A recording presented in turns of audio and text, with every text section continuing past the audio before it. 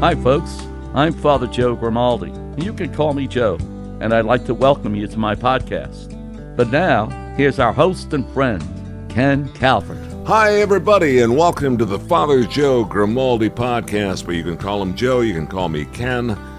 Call me anything but late for dinner. Anything but And I like that. I like that, yes. Yeah. My dad used to say that all the time. The Father Joe podcast is proudly supported by Houghton McInerney Star Lincoln 12 Mile Road and Telegraph in Southfield. Please mention, we underline that, please mention that you heard about Houghton McInerney Star Lincoln on the Father Joe podcast, and you will get the Father Joe Star treatment. Very special, and you got to check out this new Nautilus and the MKC. Houghton McInerney's Star Lincoln. Hoot was a big provider and supporter of St. Hugo's. A very generous man to all charities. Yeah, very much so. Yeah, he was a good guy. Got to know him pretty darn well, as a matter of fact. Yeah. Okay, it's a busy week in the Catholic Church, believe it or not. Yes, it is. I suppose we're celebrating a whole bunch of different saints. Yeah, like 3 feast days in a row. Normally it's called the ordinary time, right? It is ordinary time, but of the 3, the one that stands out is the feast of St. Luke. The Evangelist, St. Luke. Favorite of yours? Yes, he is. Very colorful character. Okay. I like colorful characters, you know that. First, let me say this, that, in the old days, we would say Matthew, Mark, Luke, and John. When we speak about the 4 evangelists, well, Matthew really couldn't be the first of the evangelists. It seems that it was Mark. Mark is the shortest of all of the Gospels, and yet it's one of the meatiest of the Gospels. Okay. Matthew expands on Mark. Matthew, of course, writes directly to the Jewish Christians, and so all of his references deal with Jewish, history, Jewish religion, and customs and rituals.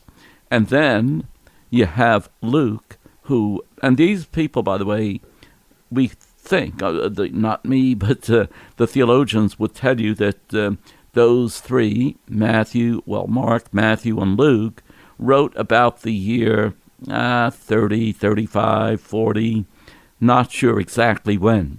A.D. Yes, but then you have John, he wrote much later. I didn't know that. Maybe around year 60, because John is the poet.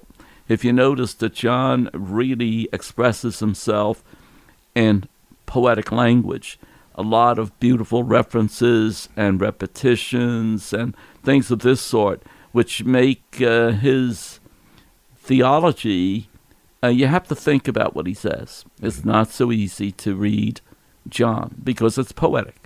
Right. The other 3 are pretty much matter of fact. I got to stop you for a second because I feel like a complete idiot, but I'm going to ask anyway.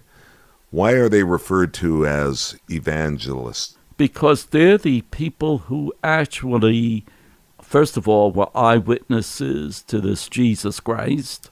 Okay. And Jesus never wrote anything, but he said a lot and did a lot. And the 4 evangelists actually took down notes, if you want, in their own way, and they're the ones that relate what Jesus said and did to the general public. So when we speak about evangelists, we speak about somebody who's able to preach the gospel. So they preach the gospel by writing the gospels, okay?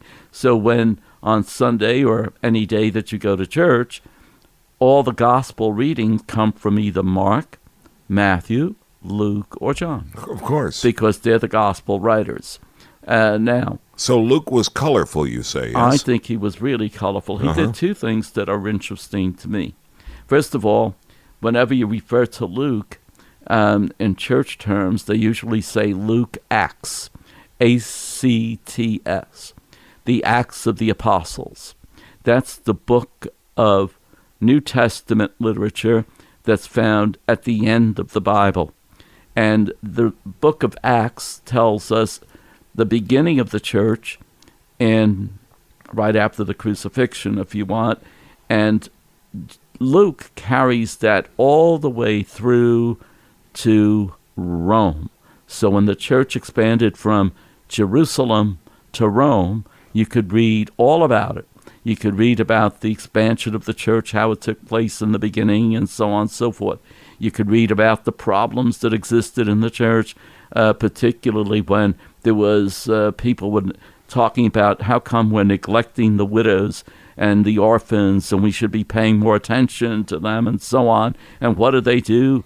They establish the order of diaconate, so that the deacon's job is to take care of the nitty-gritty, if you want. Really? So that's the genesis of the deacon. Correct. Wow. And so St. Stephen being the first one, the first deacon, I always, we just celebrate his feast, I think. Yeah. But good King Wenceslas looked out on the feast of Stephen when the snow lay on the ground. But anyway, so... I love it when you do that. It always brings to mind. It makes me smile. Well, it brings to mind. But let's get back to Luke. Yeah. So the Gospel of Luke, let's deal just with the Gospel of Luke. Yeah. I wanted to mention, though, Acts, because that's very important. Very. It's not just Luke, it's Luke Acts. A hyphen. Okay. St. Luke writes a gospel that relates to all of us at any age. His most memorable stories, I think, would be, number one, the prodigal son. Sure. Where the father actually has open arms, waiting for that prodigal son to return. And he waits. And he doesn't just wait from his house, but he goes out onto the road and tries to meet him halfway when he sees him, Yeah. But the prodigal son is the wayward, like you and me, if you want, the wayward child. Especially me. Who and then has to come back, and God the Father is waiting with open arms to receive him. And when he does receive him, he embraces him and puts rings on his fingers, and he orders a big feast to take place in his time. Much to his brother's dismay, correct? You remember that? That's great. Yeah, I did, Because he says, who am I? Chopped liver, you know? Right, But he says, you I always have with you. We celebrate all the time. But this one has come back, and we celebrate his return. Anyway, the prodigal son, to me, is one of the most beautiful stories, parables, and it is Luke who relates it in a very beautiful way. Okay. All right, I got to stop you for real quick. Once again, just a simple question from the back of the room. Yes, Ken, what's your question? How did that become a parable? Because that's the story that Jesus told. Okay. And so Jesus spoke in parables mostly. All right. And the apostles... One of these days I will and the actually apostles get it, recorded them that way. All right. So the other one is a very famous parable. It's the Good Samaritan. Yeah. And again, you have a story of the people of Samaria, which is in the northern part of Jerusalem, very northern part. They were the outcasts, if you want, of the Jews. You didn't want to mix with the Samaritans, And yet, Luke tells the story of the priest, and you had the all the important people who see the victim of some sort of an accident on the road, and they all pass him by, even the priest passes him by, does nothing. And yet you have this Samaritan, the hated Samaritan, sees this guy on the road bleeding and in need of help. Mm-hmm. He not only tries to take care of him, but he makes sure that he gets into one of the local inns. And then he tells the innkeeper, make sure that you give him every care that you can. I'm going to give you this amount of money now, and if there's anything more, I will give it to you when I come back. But interestingly, it is the Samaritan that helps this man, and the others just passed them right by. Yeah. They even crossed the street so that they didn't want to see him. But in any case... And that's where apathy came from, I think, the idea of people just being apathetic, walking by, like, hey, I'm sorry, I got things to do, I'm busy. But you have the Good Samaritan who will help out. You have that great kid from U of D who lost a leg with his parents, on their way to Mass, on the Lodge Freeway. and they stopped and they got out, and another accident occurred after. They were all good Samaritans. They were. And you hear that vernacular all the time. Yeah. So Luke is the author of the Good Samaritan. Yes, repeating what Jesus had told in his... Again, it's another parable, but Luke is the one who recorded it. Wow. Okay, there's another very famous... well, I'm just going to limit it to 3, but there are another, the Pharisee and the publican. The Pharisee, of course, was self-righteous. They were good people, but they were self-righteous at times. And so Luke tells the story of how they both are in church. The Pharisee, of course, goes right to the front of the church. Oh, Lord, here I am. I contribute to the church profusely. I do my prayers on a regular basis. In other words, what he's saying, look at me and how good I am. Yeah. And then in the back of the church... Where's my spotlight? Yeah, but in the back of the church, all you have is this publican who comes in and he says, forgive me, Lord, have mercy on me, Lord, for I am a sinner. That's all he says. He doesn't boast. He doesn't... he just recognizes his place before Almighty God.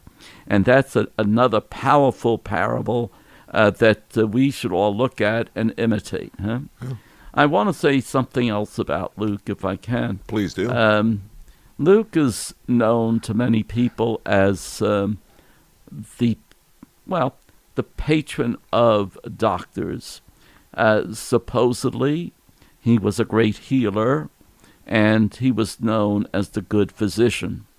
There was an author who was famous in the mid 1900s. Taylor Caldwell was her name, and she wrote a book called My Dear Physician, referring to Luke. Oh, really? Yeah, and so it's very interesting, very popular book too. It's funny you would bring that up because I was going to ask you if you had any source material that people should possibly go after hearing this podcast. Well, if they like to read maybe Taylor Caldwell's book, My Dear Physician, will give them a little bit more insight. It's a novel, but by the same token, it's based on Luke's life as a doctor, as a physician. Now, Luke is also known as an artist, okay? So sometimes he's looked upon as, I wouldn't say the patron of artists, but he certainly... the way he expressed himself, he was very sensitive to art in the world, and he would love to, how should I put it, promote that kind of thing.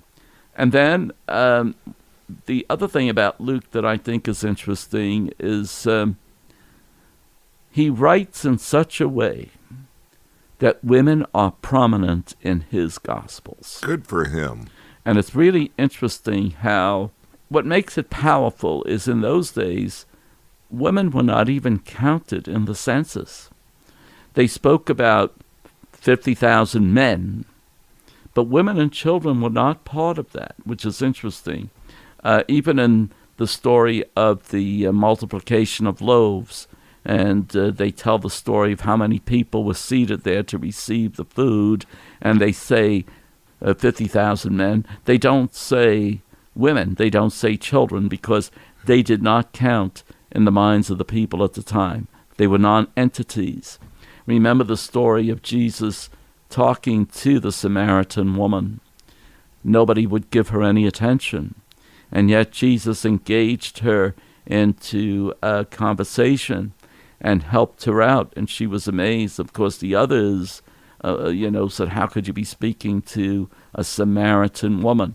Remember the story of the woman who sinned, and everybody was throwing stones at her, or were going to, because of her sinful life, okay? And then Jesus let him who has no sin throw the first stone, and so on and so forth. Oh, that's the Genesis. Yeah, of the cast the first stone. Cast the first stone, yeah. Well, so, people who live in glass houses and so on and so forth. So, if you have Luke expresses all of these beautiful things. Actually, beautiful is too light a word. Powerful lessons for us to learn from. And so the Gospel of Luke, to me, is one of the most colorful Gospels because of everything that I have said. Again, you can continue to look at his writings. If you look at the book of Acts, as they say, brings the church from its very beginnings in Jerusalem right to Rome, where what's happened then. You talked about being a physician. How could there have been any training to be a physician back then? I don't know any other way to frame it. Yeah, I agree with you, but that's our mentality, that you have to go to university and so on. Right. But anyone who was a healer, that's the origin, I think, of the word physician, someone who heals, right. Someone who's able to help others who are hurting in some way or other. Well, Luke was known for that. He was known as a healer. It's kind of interesting because when someone... I don't want to go off on tangents. I'm sorry. No, feel free. We've got a couple of minutes left. Okay, but it's interesting that when the priest is in the confessional and he represents Jesus Christ, yeah, but he has to understand himself, number one, as a healer.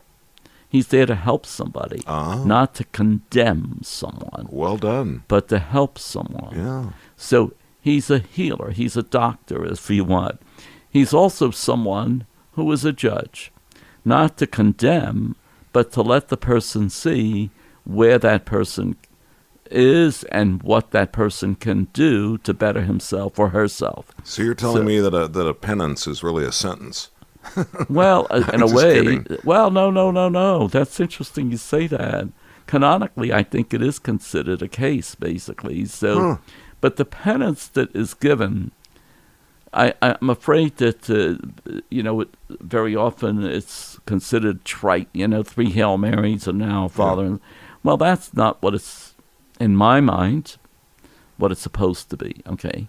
I think a penance should be something that reflects what the person is confessing. Right. So if the person needs help in a particular area, he should choose something like ask the person to read up on that might help him in that area. Sure. Or ask him to speak to someone who might help. What I'm saying is this. You want to relate what the penance is to what the sin is so that, the person can go out, feel better when he leaves the confessional, also do something about so that he won't repeat what he's been doing. So these are the things that I think. So the priest should consider himself a healer, a doctor, if you want, a judge, and all of these things. Well, you connected all the dots beautifully. I mean, you really did. When you think about it, you said, I don't want to go off on a tangent, but, I asked a question. I sort of went off on a tangent about why was Luke a physician, but now I get it. It was simple for me to take what you just offered and totally understand it. And this is why... And damn, you do it well. I try. You do it well, but I try. But Taylor Caldwell, actually, that's the reason she calls him my dear physician. And I think one of the other evangelists did refer to him as the dear physician. And so she took those words and gave it the title to her book. Well, let's all celebrate the feast of St. Luke. St. Luke the Evangelist. St. Luke the Evangelist. You're a good storyteller. Well, I try. Thank you. Well, you've done a great job, and I want to thank you again, as always, for joining us here on the Father Joe Grimaldi podcast. But you can call him Joe. And I'm Ken Calvert, along with all of us here at the cozy studios of the Father Joe Grimaldi podcast. We want to thank you for listening. And as always, proudly supported by Hoot McInerney Star Lincoln, 12 Mile Road and Telegraph in Southfield. Mention you heard about St. Luke and Star Lincoln on the Father Joe podcast, and you'll get the Father Joe Star treatment. See you next time, folks. See you soon. Thank you. This is Father Joe Grimaldi, and I look forward to seeing you next time on the Father Joe podcast. If you'd like, you can email us. It's frjoepodcast@gmail.com. That's frjoepodcast@gmail.com. We're also on Facebook. Simply search Father Joe Grimaldi. And thanks for listening, everyone.